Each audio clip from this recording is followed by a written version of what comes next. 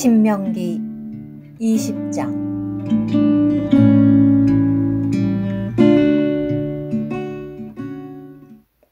그대가 원수들과 맞서 싸우러 나가서 그들의 말과 병거와 백성이 그대보다 더 많은 것을 보더라도 그들을 두려워해서는 안 됩니다.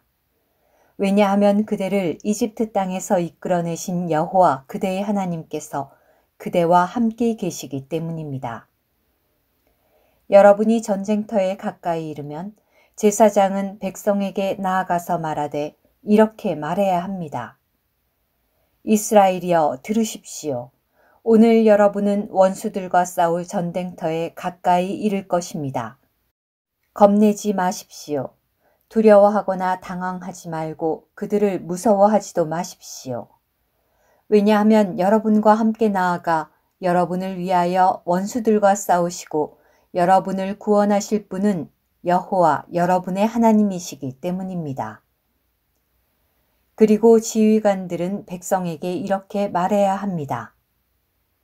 새 집을 짓고서 낙성식을 하지 못한 사람이 있습니까? 그런 사람은 집으로 돌아가십시오. 그가 전쟁터에서 죽어 다른 사람이 낙성식을 하는 일이 없도록 해야 합니다. 포도원을 가꾸어 놓고 거기서 난 열매를 먹어보지 못한 사람이 있습니까? 그런 사람은 집으로 돌아가십시오. 그가 전쟁터에서 죽어 다른 사람이 거기서 난 열매를 먹는 일이 없도록 해야 합니다. 여자와 약혼을 하고서 그 여자를 맞아들이지 못한 사람이 있습니까? 그런 사람은 집으로 돌아가십시오. 그가 전쟁터에서 죽어 다른 사람이 그 여자를 맞아들이는 일이 없도록 해야 합니다. 지휘관들은 백성에게 또 이렇게 말해야 합니다. 두려워하며 겁을 내는 사람이 있습니까? 그런 사람은 집으로 돌아가십시오. 그래야 그의 형제들의 간담이 그의 간담처럼 녹아버리는 일이 없게 됩니다. 지휘관들이 백성에게 할 말을 마치면 그들은 백성의 우두머리인 군대의 부대장들을 임명해야 합니다. 그대가 어떤 성을 공격하려고 그곳에 가까이 이르면 먼저 그 성의 화평을 선포해야 합니다. 만일 그 성이 그대와 화평하기로 하고 그대에게 성문을 열면 그 성 안에 있는 모든 백성은 노역을 시켜야 합니다. 그들은 그대를 섬겨야 합니다. 그러나 그 성이 그대와 화평하기를 거부하고 그대와 싸우려 하면 그대는 그 성을 포위해야 합니다. 그리고 여호와 그대의 하나님께서 그 성을 그대의 손에 넘겨주실 때 그대는 그곳 남자들을 모두 칼날로 쳐 죽여야 합니다. 그러나 여자들과 어린 것들과 짐승들과 성 안에 있는 모든 것, 곧 모든 탈취물은 그대가 노획물로 가질 수 있습니다. 그대는 그대의 원수들에게서 탈취한 것을 누리십시오. 그것은 여호와 그대의 하나님께서 주신 것입니다. 그대는 이 민족들 소유의 성들이 아닌 성들, 곧 그대에게서 매우 멀리 떨어져 있는 모든 성들에 대해서는 그렇게 해야 합니다. 그러나 여호와 그대의 하나님께서 그대에게 유업으로 주시는 이 민족들의 성들에 대해서는 숨쉬는 것은 어떤 것도 살려두어서는 안 됩니다. 그대는 여호와 그대의 하나님께서 명령하신 대로 헷 족속과 아모리 족속과 가나안 족속과 브리스 족속과 히위 족속과 여부스 족속을 완전히 멸망시켜야 합니다. 그래야 그들이 자기 신들에게 하는 온갖 가증한 짓을 하도록 여러분을 가르쳐서 여러분이 여호와 여러분의 하나님을 거슬러 죄를 짓게 되는 일이 없을 것입니다. 그대가 어떤 성을 점령하려고 싸움을 하며 그곳을 오랫동안 포위하고 있을 때 도끼를 내리쳐 거기에 있는 나무를 찍어서는 안 됩니다. 왜냐하면 그 나무의 열매는 먹을 수 있는 것이기 때문입니다. 그대는 나무를 잘라내서는 안 됩니다. 들에 있는 나무는 그대가 포위해야 할 사람이 아니지 않습니까? 그러나 그대가 알기에 먹을거리를 내지 못하는 나무는 찍어서 잘라내어 그대와 싸우는 성이 함락될 때까지 그 성을 공격하는 장비를 만드는 데 쓸 수 있습니다. 신명기 21장.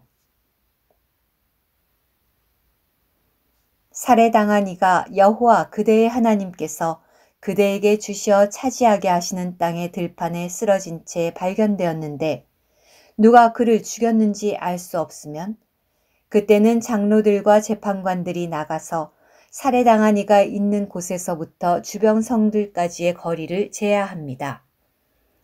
그리하여 살해당한 이에게서 가장 가까운 성, 곧 그 성의 장로들은 솥대 가운데 아직 부려본 적도 없고 멍에를 메어본 적도 없는 암송아지 한 마리를 택해야 합니다. 그 성의 장로들은 물이 항상 흐르는 강 골짜기로 그 암송아지를 끌고 가서 갈지도 않고 씨를 뿌리지도 않은 그 강 골짜기에서 암송아지의 목을 꺾어야 합니다.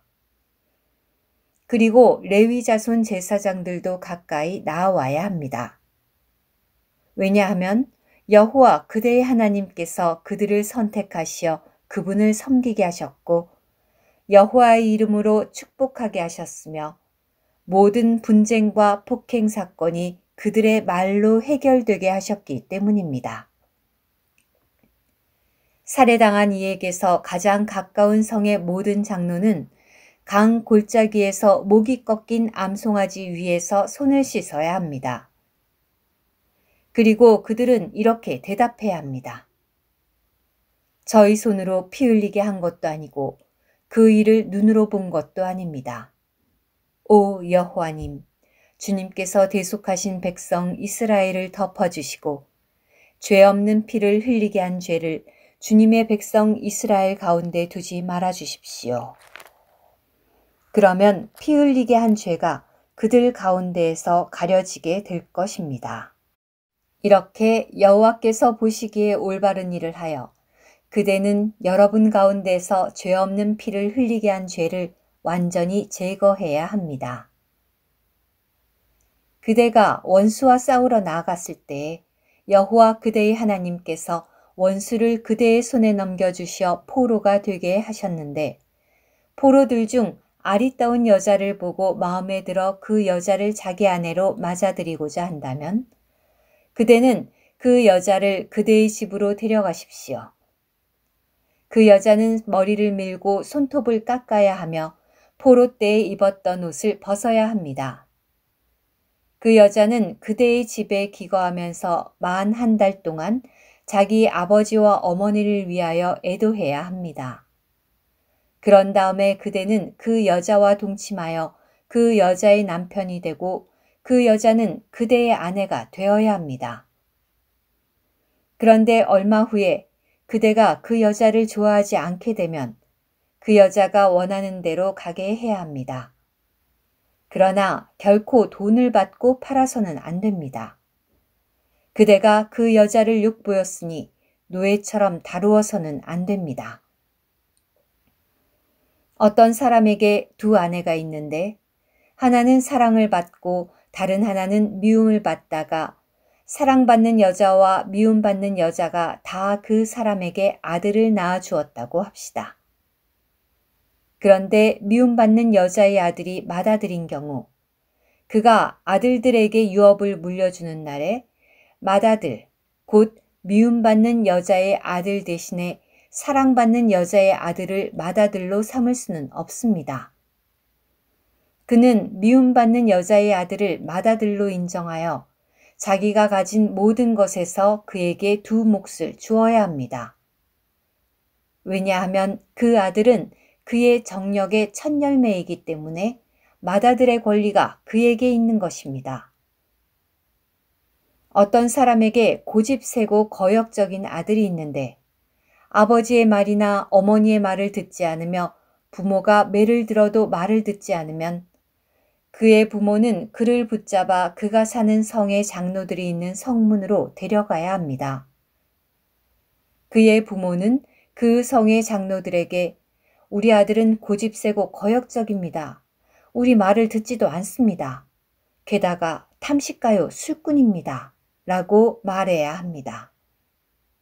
그러면 그 성의 모든 사람은 그가 죽을 때까지 돌로 쳐야 합니다. 이렇게 하여 여러분 가운데서 악을 완전히 제거해야 합니다. 그러면 온 이스라엘이 그것을 듣고 두려워할 것입니다. 어떤 사람이 죽을 죄를 지어 처형되면 그대는 그를 나무에 달아두되 그 시체를 밤새도록 나무에 남겨두어서는 안 되고 반드시 그날 장사해야 합니다. 왜냐하면 나무에 달린 사람은 하나님께 저주받은 사람이기 때문입니다. 그대는 여호와 그대의 하나님께서 그대에게 유업으로 주시는 땅을 더럽혀서는 안 됩니다. 오늘의 말씀 한 구절. 신명기 20장 18절. 그래야 그들이 자기 신들에게 하는 온갖 가증한 짓을 하도록 여러분을 가르쳐서 여러분이 여호와 여러분의 하나님을 거슬러 죄를 짓게 되는 일이 없을 것입니다.